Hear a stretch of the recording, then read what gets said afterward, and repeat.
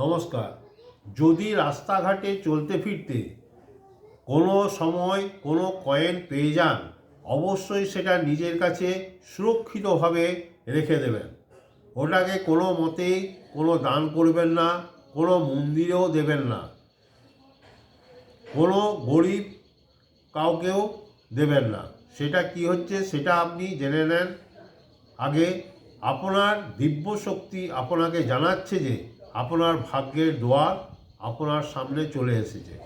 এইটা খুব lucky coin. এইটা কাউকে দেবেন না। কি করবেন?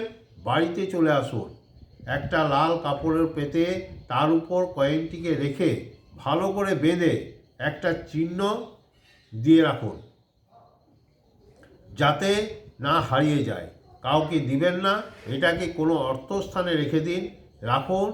তারপর দেখুন সেই মুহূর্তের পর থেকে আপনি যদি ব্যবসা করেন, ব্যবসা স্থানে রাখতে পারেন, কি সুন্দরভাবে কি গতিতে আপনি উন্নতি করবেন কল্পনা করতে পারবেন না। আপনার ভাগ্য আপনার রাস্তা খুলে দিবেই বা খুলে দিবেই। নমস্কার।